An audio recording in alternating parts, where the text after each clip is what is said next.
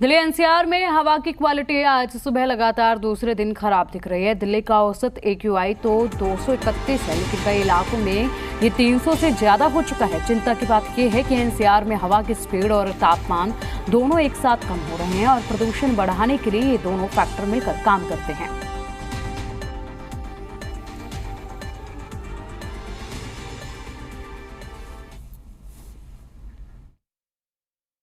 मंत्री जी से निवेदन किया था कि एक ज्वाइंट बैठक हो और दिल्ली के साथ उत्तर प्रदेश, राजस्थान, हरियाणा और पंजाब केंद्र सरकार के साथ हमने ज्वाइंट बैठक की थी और उस बैठक में हम इन बिंदुओं पर हमने काफ़ी फोकस किया था कि खास तौर से दिल्ली के अंदर, दिल्ली में तो CNG की बसें चलती हैं, अब इलेक्ट्रिक बस चल रही है, लेकिन यूपी से, हरियाणा से जितनी बसें आती हैं सारी डीजल की बसें हैं और उसका असर जो है दिल्ली के ऊपर पड़ रहा है।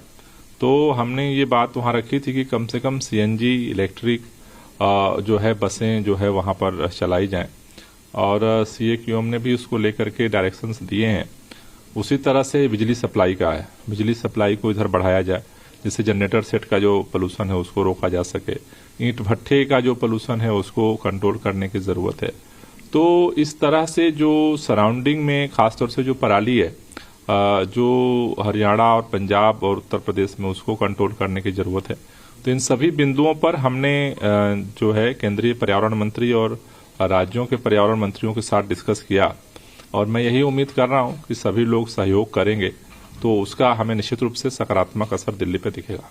लेकिन कल एक तरह के सहयोग की बात सामने आई जब आपने मीटिंग बुलाई और उसमें कई विभागों के सेक्रेटरी नहीं थे, पर्यावरण विभाग के सेक्रेटरी नहीं थे, आपने CM को लेकर लिखा और NCC से मीटिंग बुलाने की बात की, क्या है पूरा मामला, उसमें क्या? देखिए, चूंकि अब दिल्ली में प्रदूषण का स्तर बढ़ रहा है और ग्रेप 2 लागू करने की तरफ सरकार बढ़ रही है, ऐसे में जो वरिष्ठ जो हमारे अधिकारी हैं, जो डिपार्टमेंट्स के HOD हैं, उनको सक्रिय रूप से अब काम करने की जरूरत है, क्योंकि अगर वो सक्रिय नहीं होंगे तो उसके बगैर निर्णय लेना मुश्किल है। जैसे कल हमने जो मीटिंग बुलाई तो हमें निर्णय लेना था कि बसों की फ्रीक्वेंसी बढ़ानी है। अब वो ट्रांसपोर्ट कमिश्नर के बगैर वो निर्णय लेना कठिन काम है, वो कोई जूनियर निर्णय नहीं ले सकता है।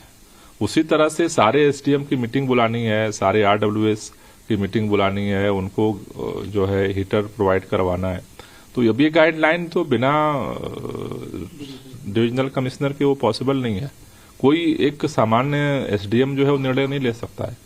तो इसलिए मेरा ये कल की बैठक के बाद हमने ये महसूस किया कि अगर त्वरित गति से निर्णय लेना है, क्योंकि अगला 1 महीना जो है वो काफी जो है क्रूशियल है दिल्ली के लिए, क्योंकि इस समय जो है वो मौसम बदलता है तेजी के साथ, फिर पराली की घटनाएं, दिवाली पे जो पटाखे की घटनाएं, चारों तरफ का जो सारा प्रदूषण है, गाड़ियां जो आ रही हैं, तो मौसम बदलने के बाद पूरा वो चोक होता है। आपने CM को भी पत्र लिखा था? हमने मुख्यमंत्री जी को पत्र लिखा है कि कम से कम ऐसे सेंसिटिव लोगों को इसमें जिम्मेदारी दी जाए जो इसमें इन्वॉल्व होकर के काम कर सकें, क्योंकि युद्ध स्तर पे काम करने के लिए तो 24 घंटे जो इस मनस्थिति में हो कि जो काम कर सकते हैं, तभी आप ये युद्ध प्रदूषण के विरुद्ध हम सफल कर पाएंगे। आपको लगता है कि इसमें कुछ त्वरित कदम उठाए जाने की जरूरत है? मीटिंग जल्द से जल्द बुलाई जाए, ऑफिसर्स को एक तरह से अगर रिप्लेस करना पड़े तो वो किया जाए? मैंने मुख्यमंत्री जी को पत्र में लिखा है, क्योंकि अब दिल्ली में जो है सिचुएशन जिस तरह से दिख रही है, उसमें मुझे लगता है कि त्वरित निर्णय लेने से ज्यादा इसका सकारात्मक असर पड़ेगा। भी आप अपील करें?